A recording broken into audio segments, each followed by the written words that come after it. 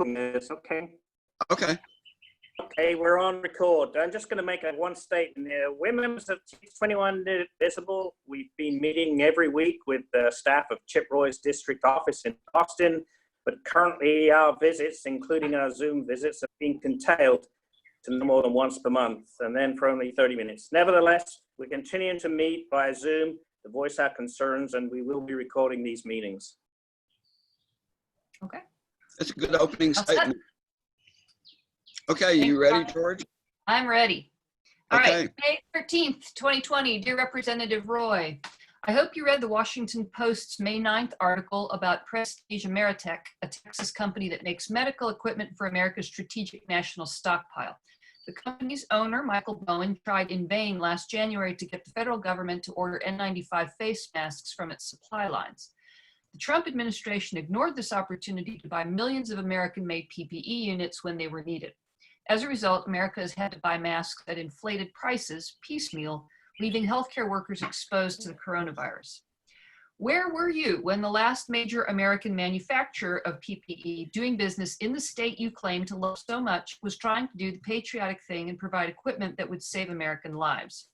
According to your Twitter feed, you were obsessing about the national debt, cartel terrorists, quote unquote, and banning homeless people in Austin. You attended a fundraiser in Alamo Heights. You tweeted excerpts from your anti-impeachment screed in the National Review. You promoted your attendance at a Texas Public Policy Foundation event. You retweeted a laughable op-ed that claimed Donald Trump was, quote, leading the fight against anti-Semitism, unquote.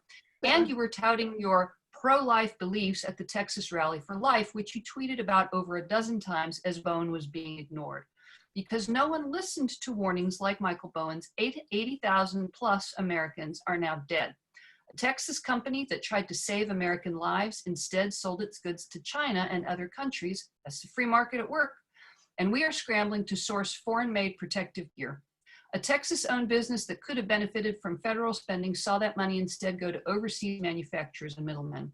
And even now, you are doing nothing to facilitate the supply of PPE or tests needed to safely reopen our economy. Representative Roy, you aren't pro-life, pro-business, or pro-Texas. Either live your professed values or shut up about them. Sincerely, Susan Shorn, Austin, Texas. Love it. That was good. We do like it. That was really good, George. If you can make a point of sending that to me so I can include it in the summary.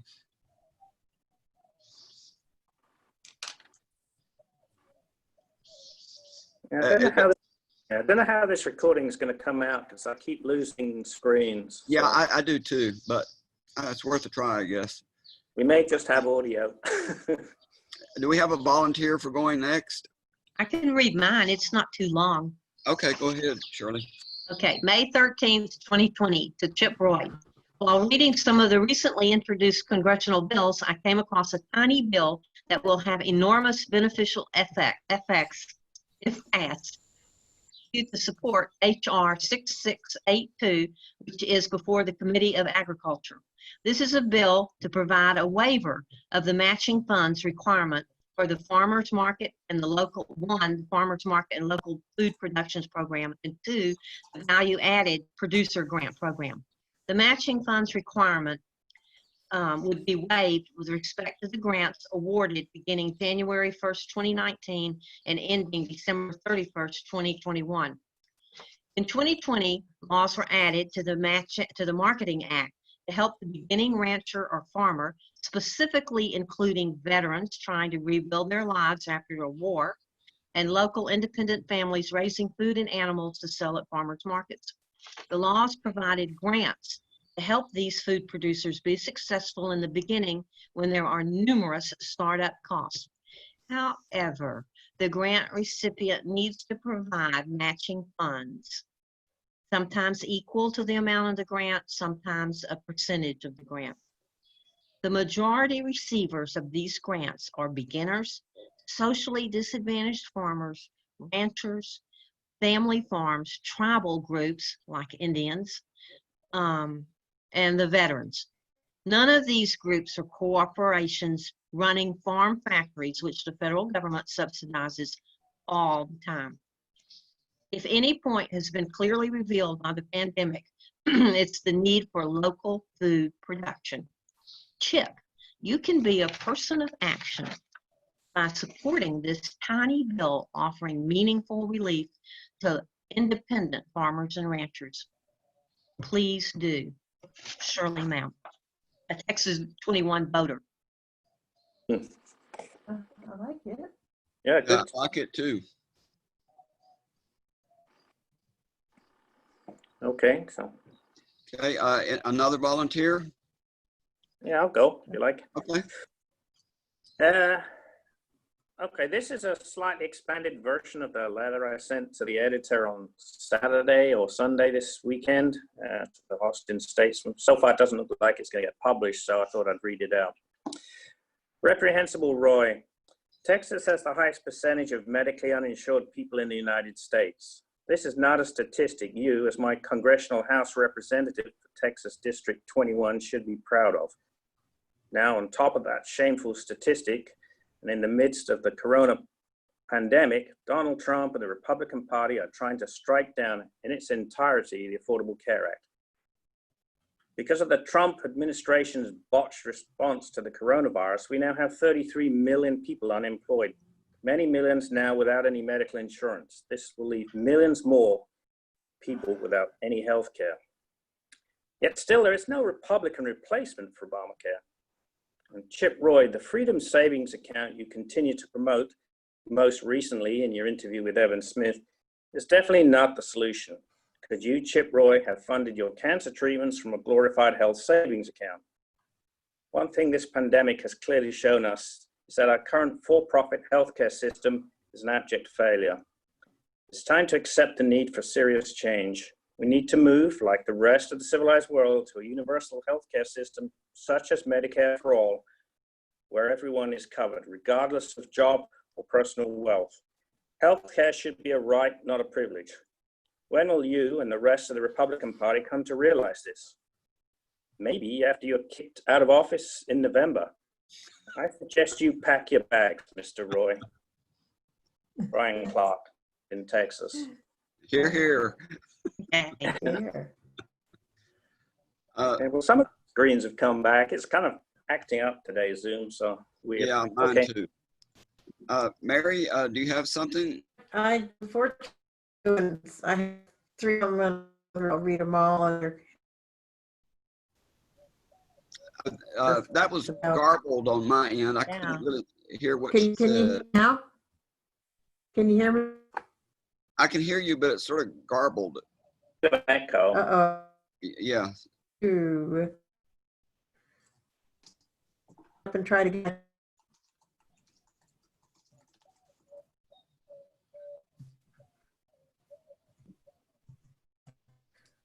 Were y'all able to hear Mary? No. Not very well. Okay.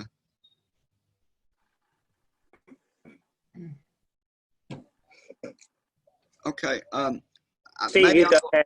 We'll come back to Mary at the end. Yeah, I'll go ahead and read mine, and then we'll come back to Mary. And I don't actually have a letter of my own to read this morning, but what I am going to read is a letter to the editor that was published earlier this week by someone named Tom Goodrum.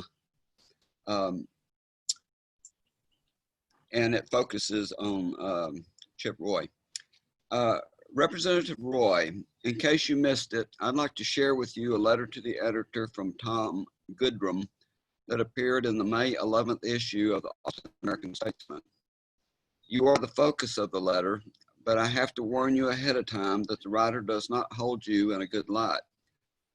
So if you were just a little bit curious as to what nearly half of your constituents think of you, please read on. The title of the letter is Roy and Family Displayed a Disregard. Representative Roy and his family's callous disregard for the safety of Alaya Montoya, their food server, and everyone else while dining at 1 in a Million was stunning to observe. We're told that one can be contagious for COVID-19 for 2 weeks. and that there may be no symptoms. Representative Roy admits that he had been on planes and in Washington, D.C. in the past 14 days. The Texas Department of State Health Services latest guidance states that individuals should, quote, maintain at least 6 feet separation from other individuals not within the same household. If such distancing is not feasible, other measures such as face coverings, hand hygiene, cough etiquette, cleanliness, and sanitation should be rigorously practiced, end quote. Why on earth would the Roy family flaunt the state's health protocols and endanger 1 in a million staff, their families, and other customers, and their families as well? Politics. Tom Goodrum, Austin. Like I said, Representative Roy, Goodrum's letter was very tough on you, yet deservedly so, for a representative who doesn't put the health of his constituents at risk. Anyhow, I thought that was an excellent letter. And it looks like he went to a little bit of research on this to be able to find out what the name of the server was at 1 in a million. I think that was published in Was it Jonathan published? T. Oh, okay. Yeah. I thought I read that article, but I didn't recall her name being mentioned. Okay. Either that or and the photograph, under the caption of the photograph or something. I saw that name Okay. somewhere. All right. Before you read the other one, can you hear me now? I can. Yeah. I You can. sound Yeah. Okay. Go ahead, Go ahead and Mary. read the other one. I just wanted to make sure. Mhm. Do you have another letter, Steve? No, that's it. Oh, okay. Well, here goes this, I guess. Wish it was a shorter or better letter, but here it is. Congressman Roy.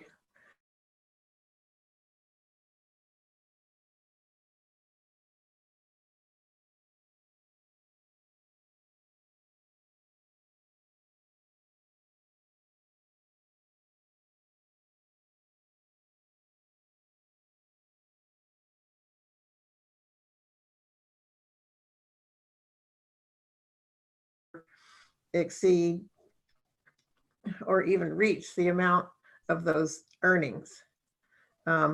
When people turn down work because they will receive more unemployment than they will earn on the job, this by necessity means that they are being offered much less than they earned before, less indeed than they can live on. During my lifetime, I have received several forms of public benefits, including supplemental security income, food stamps, Section 8 housing, Social Security disability, and unemployment benefits. Of course, I also worked for decades before retiring.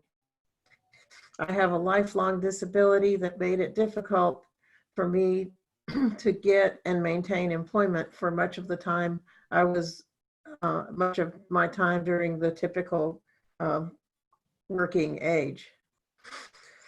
I did not particularly enjoy being on these benefits, but I was extremely grateful that they were there. But there were times that I was indeed afraid to take employment and get off them. This was not because I was lazy, that I believed that I was some kind of privileged character who deserved not to have to work. On the contrary, I very much wanted to work. But I knew that once I got off the benefits, I would lose my safety net, including a steady income, healthcare, food, and shelter.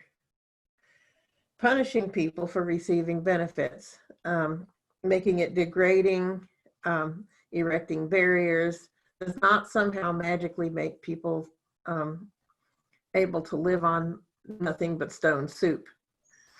Instead, people need some kind of assurance that accepting work, any work, will not deprive them of their access to health care, shelter, and food. In other words, the benefit should not just be snatched away because the person is working. If you want people to work instead of being on benefits, then reward them for working by letting them keep some of these benefits instead of just taking them away as soon as possible. But as usual, you find ways to excoriate the poor and blame them for all manner of social ills, all from the comfort of your own office. Must be nice. You have never had to work for low pay and dangerous working conditions. You have no right to say the things that you are saying about other Texans. Please stop and think. And that's Mary Ward. I'm sorry, that was something that I got really personal and affronted about him tweeting last week. Well, I'm glad you wrote about it, Mary. I think it's something that needed to be said. Same here. Yeah, Yep. it was a little difficult, but then I thought, I have to say this because I didn't take every single benefit out there, but I took a lot of them, and I feel like I was a success because of them. Mm-hmm. Mm-hmm. I have another one that, let's see here, Congressman Roy, here are some questions I would like you to answer regarding how to help working people and the poor survive during the pandemic. And I have them in bullets.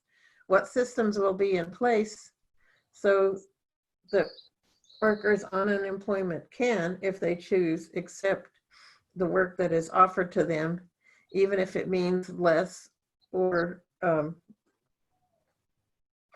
less pay or offers fewer hours?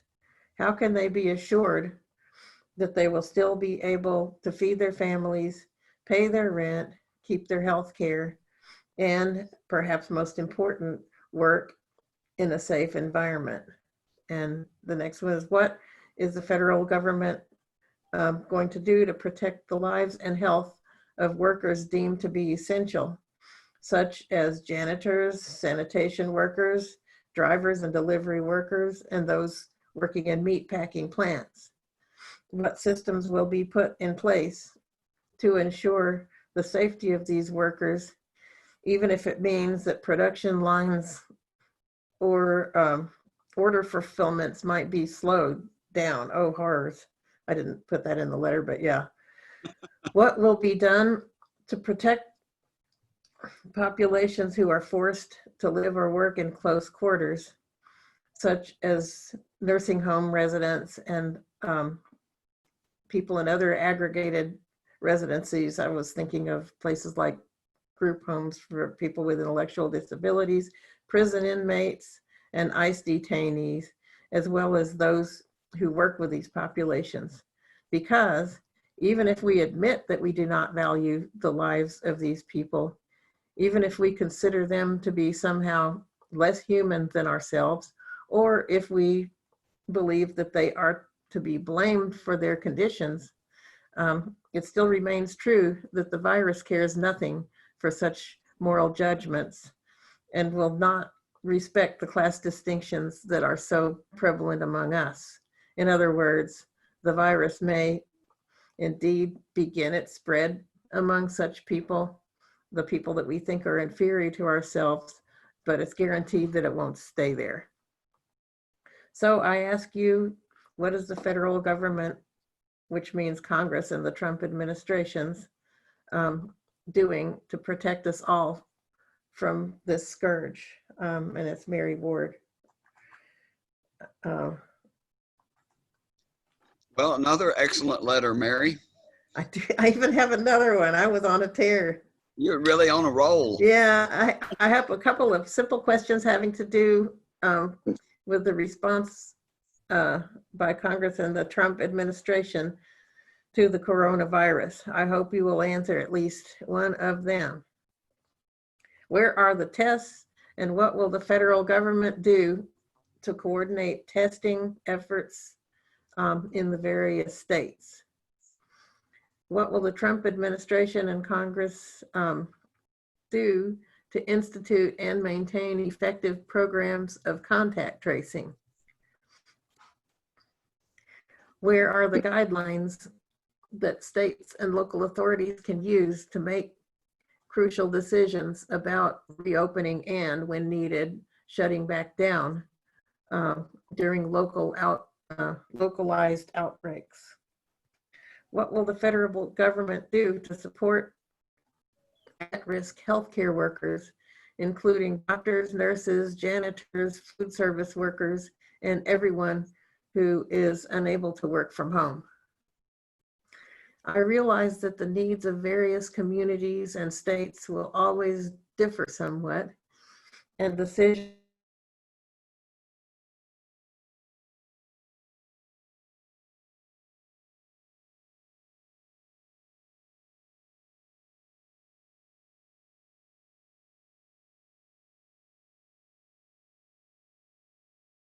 and it's signed Mary Ward. So I'm finally done. Finally done. Good, Mary, both letters. I'll send you these as soon as I correct some of the typos. Okay. I'm looking forward to it. I noticed this morning, just I don't know whether that the Travis County death rate has jumped up to 71 today.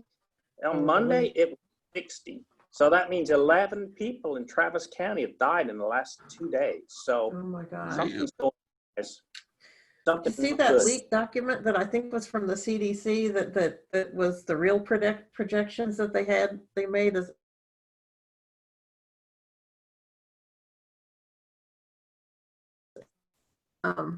I can't remember how many people they expect to be dead by June 6th, but I think it was over 100,000.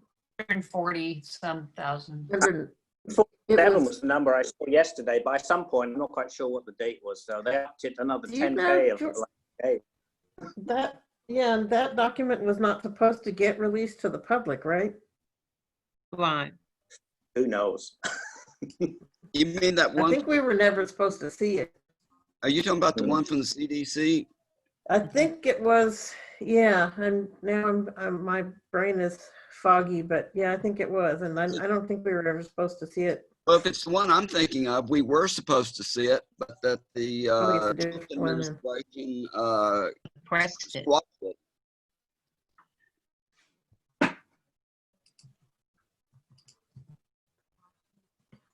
Well, there was the CDC guideline document that Well, maybe was supposed that's to the one I'm be thinking of.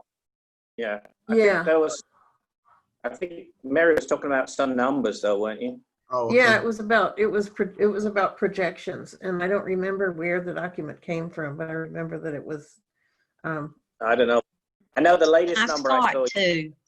You saw it too? Uh-huh. Yeah. It was 139,000, I think, by June, end of June. Jesus. Wow.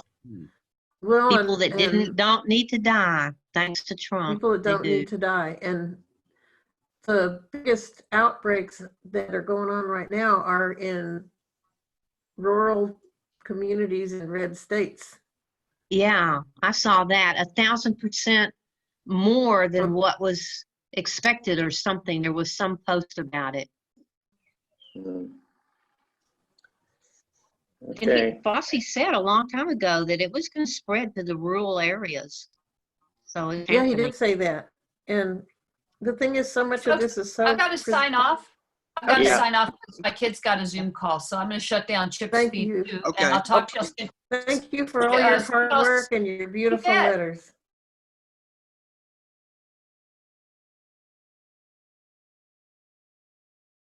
Thank you. Okay. Okay. Bye, George. Bye. Bye, George. Yeah, we probably should wrap it up now anyway. So Yeah. Yeah. unless someone's got some really insightful last words. No, I think the most insightful words came from those two letters from Mary. She had a lot of stuff in there. well, it was just basic though, I didn't write know. about something arcane or anything. It was You just were- basic stuff. You were definitely hitting on all cylinders. I don't know what happened. I usually get kind of scared and don't feel confident and all. I just went on a tear. You went on a rant. I do sometimes. Just went Yeah, it just Straight happens off. sometimes. straight from the I heart. was- That's always Yeah, the best way. But they are all longer than 150. Well, no, not all of them.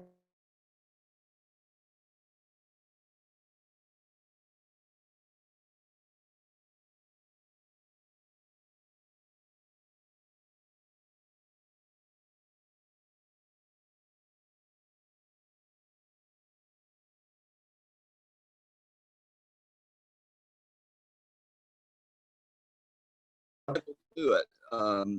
Sometimes there's a little bit of repetition in the letter.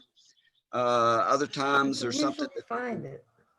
Sometimes you can Yeah. express something with fewer words than what you originally came up with. So by hook or And by crook. sometimes your pet, Yeah. I know sometimes for me, sometimes my pet phrase really does have to go. You know, Yeah. I've had that one happen so many times writing I've papers and experienced that things. too. It's like you really I want really to use your wanted to say this so bad, but it's really messing everything up. But anyway, Okay. I'll try to get them. Okay. Well, thank All you right. guys Well, I so guess we'll much. see each other, what, next Tuesday? Next Okay. week. Okay. All right. Well, either next Tuesday. Guess we'll Yeah, see there'll be each other next Tuesday. a, All right. Well, goodbye to One of everybody. them will be here or they won't. Yeah. Okay. yeah. Bye. Thank you guys. Bye. Thank Bye. you. Everybody stay safe. Okay. Thanks. Bye-bye. Are we all leaving now? Yeah, I think so. are. You seem to be dropping.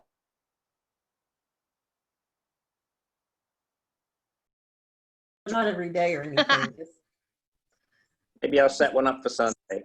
Just plain old half hours. Anyway, we'll see you guys